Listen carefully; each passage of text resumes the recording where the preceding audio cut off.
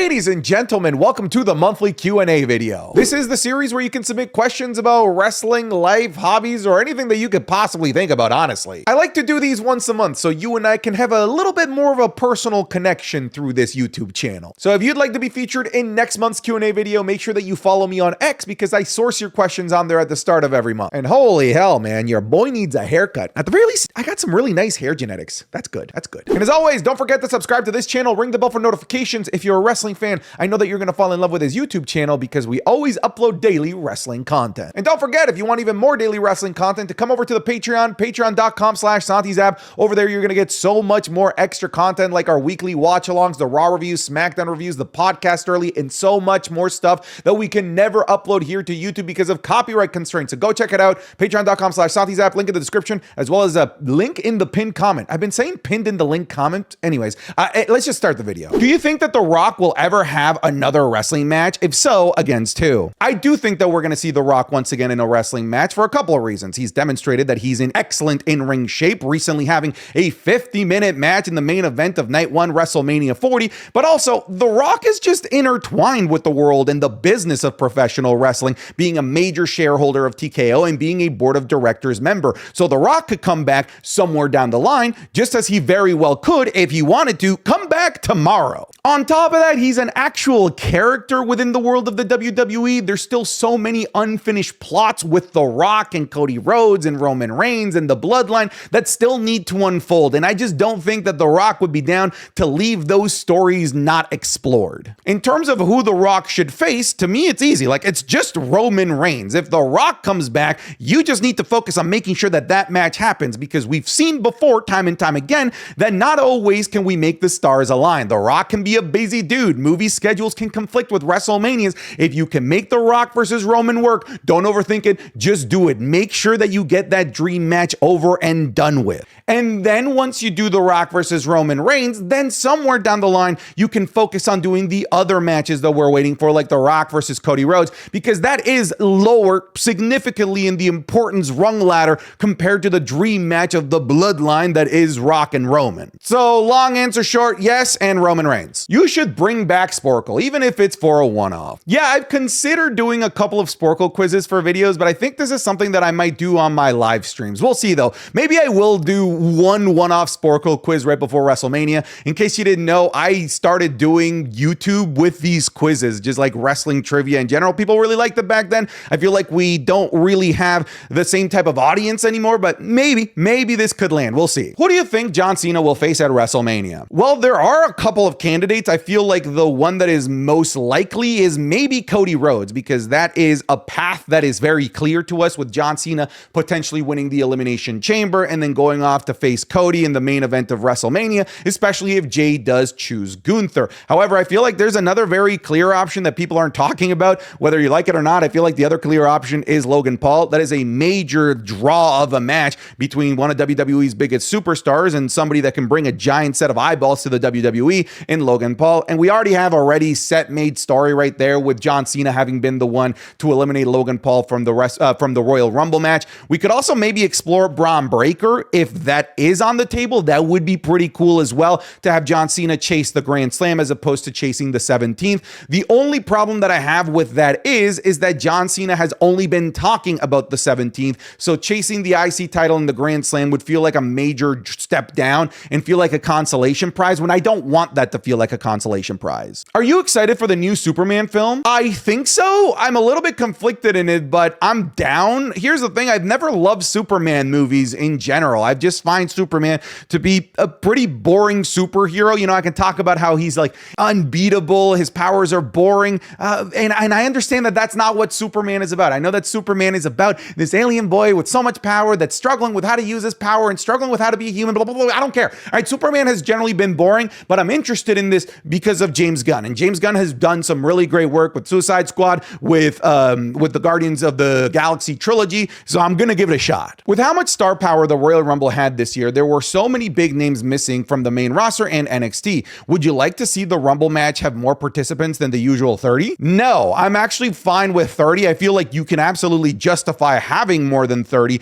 But if you go to 40, I guarantee you that we're going to have instances where they start padding out the Rumble with people people that you just know are not credible contenders, like people that are in the tag team division. When you look at the Rumble this year, there were very few of those people that weren't serious singles contenders. The closest one was when they tried to bring out Tozawa, and then they took out Tozawa to give us like a cool celebrity appearance. So I like how exclusive the Royal Rumble match is getting. I'm fine with people being left out so long as that the 30 that we get are the best 30 available. Thoughts on the Luka Doncic trade? I think it's ridiculous to have traded Luka Doncic. I don't understand why you would trade a 25-year-old franchise cornerstone that's already won a handful of all NBAs. He's already taken you to the NBA finals, and he's only behind Michael freaking Jordan and Will Chamberlain when it comes to points per game, and is always a perennial contender for MVP. I get it. You traded him for Anthony Davis. He's a win now money piece. Sure, I understand, but you just traded away 15 years of your future, and I do not understand why. If you were to only watch 3 wrestling matches for the rest of your life, what would they be? Okay, so I would probably have like a really great technical match.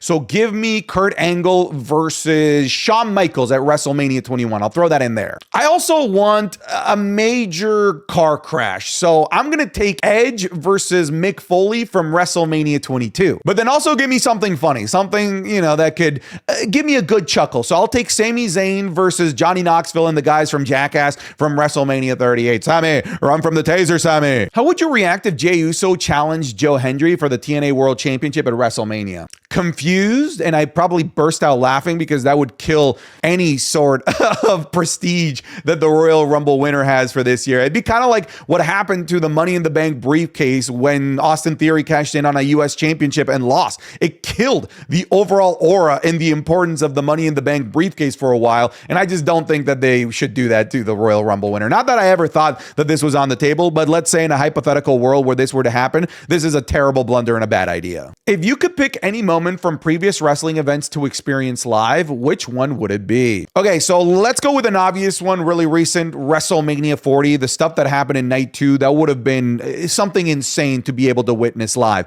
I would also say WrestleMania 28, getting to witness The Rock and John Cena part 1 once in a lifetime, but then also getting to witness the unbelievably good end of an era match between The Undertaker and Triple H. And let's not forget, Chris Jericho versus CM Punk was an excellent match as well. There's a lot to love about WrestleMania 28. I would have loved to be able to experience that live. But then the other one is recently as well, Backlash France. Just to be in that crowd would have been nutty. Maybe I might make my way over to Paris for this upcoming PLE in Paris, Clash at Paris, just to be able to experience that crowd. With Chris Danger and BDE sort of paving the way for YouTubers in wrestling, is there a world where we could see Santi's Zap match in 2025? I love that these guys have paved the way. Chris Danger, BDE, they've been fantastic. Not only have they gotten in the ring, but they've had good matches in the ring as well, giving a good name to YouTubers. Here's the thing. I want nothing to do with that road. Have you seen some of the matches that they've had? Have you seen the beatdowns that those guys have gone through? Have you seen the crazy spots?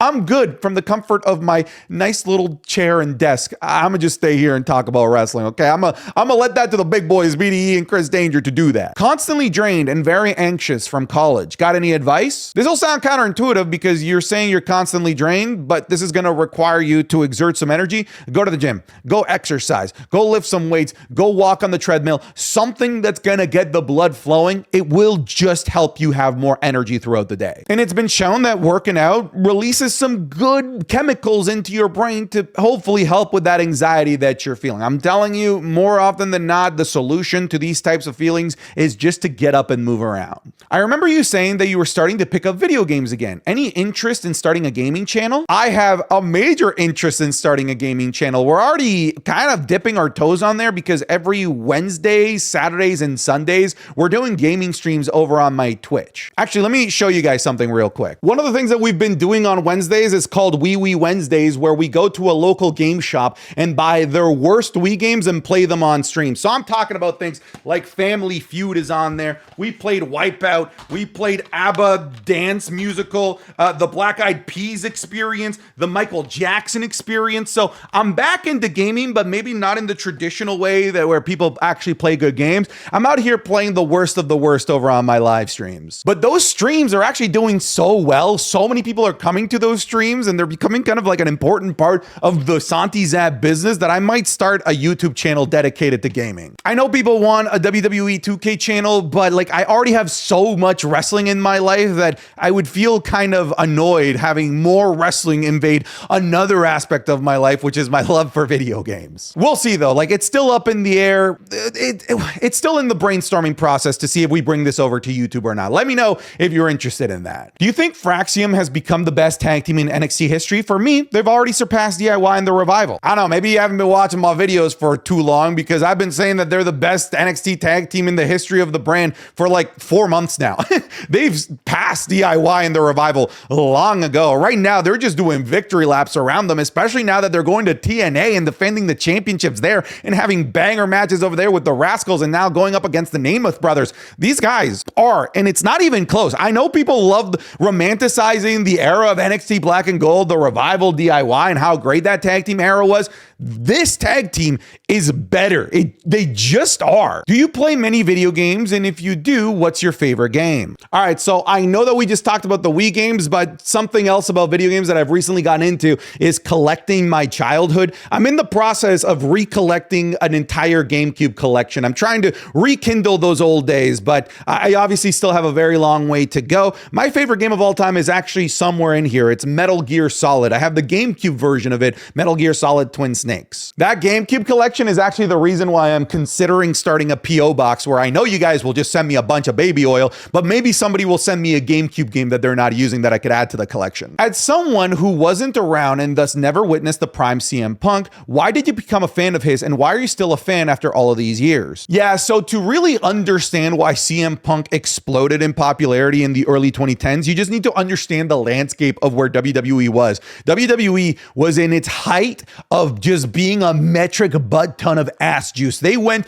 down this Disney corporate route of PG where they took the PG way too far and there was nothing interesting. Every wrestler felt like a boring cookie cutter like version of what they once were, and all new wrestlers just sort of felt boring and bland. And then all of a sudden in came CM Punk, who was this counterculture compared to what the WWE was doing. He was everything that WWE was not at that time. So it was really easy if you were really frustrated with the product but weren't willing to change the channel to TNA, for example, then you had CM Punk as your alternative within the WWE. To me, he saved wrestling for a lot of people because there were a lot of people like myself that were ready to just turn off wrestling and just kind of come to the conclusion that wrestling was no longer for them because the wrestling that was being produced in 2011, I'm telling you, was ass. What is your favorite wrestling video game of all time if you play any? Well, good thing I brought up the GameCube collection because it is a game on the GameCube. It is called WWE Day of Reckoning 2 specifically. I love this game. The wrestling mechanics to me are flawless. The graphics to me to this day still hold. The entrances are fantastic, but more than anything, the roster in that game might be the best roster I've ever seen in a WWE video game. If you could book 3 Undertaker Mania matches, who would you have them go up against in their primes? Okay, so I would definitely book Undertaker versus Prime Stone Cold, Undertaker versus Prime The Rock, and Undertaker versus Prime John Cena. Those are the 3 I want. I know you said in 2025 you would stop doing daily uploads, switching to like 5 or 6 times a week. When is Doomsday, Santi? Technically, Doomsday already started. I don't have the mentality that I have to do daily videos. I did have that mentality in 2023 and 2024. I've still done daily videos because I wanted to make a video for that day. I've had the motivation to do it that day. But if one day I'm like, I'm good, I'm not going to stress about it. I've already technically stopped doing daily videos in terms of my mentality. It just so happens that weirdly, once I removed that stress, I've been wanting to make daily videos, but the daily videos could literally stop tomorrow without any sort of announcement or ceremony, but so far, so good. We're holding strong. Are you looking forward to WWE 2K25? If so, what are you looking forward to the most in this game? So I was very hesitant to say I was excited for it. It doesn't look like they've changed much fundamentally from a mechanical standpoint or from graphics. It really does look like an updated roster version of WWE 2K24. But what I will say is online GM mode. To me, that's a game changer. As somebody that loves GM mode, as somebody somebody that wanted to make content about GM mode with other content creators but couldn't because they weren't next to me, this to me is a game changer. I cannot wait for online GM mode. When do you think it's possible for Aleister Black to return? And would you debut him the night after WrestleMania? Yeah, I feel like that's the play. If you couldn't get him for Royal Rumble, the next best play is Raw after WrestleMania or SmackDown after WrestleMania. That's exactly where I would debut him. I feel like now we would be kind of rushing him back and trying to find a feud for him for WrestleMania.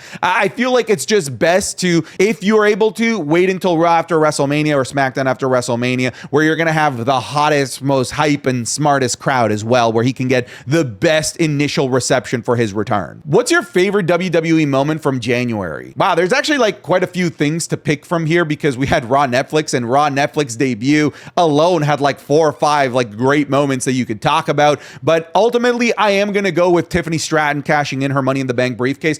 I still feel like they got a bronze medal. I feel like they had gold and silver right there had they had her cash in at the Crown Jewel or had her cash in at Survivor Series War Games. One of those two places would have created a brand new, unique type of cash in that would have been unforgettable. Instead, they went with the safer third option, which ultimately was still very, very good. So yeah, that was my favorite moment from January. I almost said the ladder match between Kevin Owens and Cody Rhodes, but that's technically February 1st, so it doesn't count. What advice would you give to someone struggling with burnout / struggling to get motivated with anything? Okay, so obviously I can only speak for myself and my experiences. I can't speak for yours, but typically when I suffer from burnout, and believe it or not, it happens more often than I care to admit because of how much I do when it comes to content creation. If I suffer from burnout, it's usually because I've lost sight of my end goal. I've lost sight of what I'm trying to achieve at the end of this yellow brick road. And when I've lost sight of that, then all of a sudden the daily things that I do start becoming annoying, start becoming mundane and repetitive. So what I like to do is I like to reframe myself and rethink of what was that end goal that I started doing all of this for in the first place.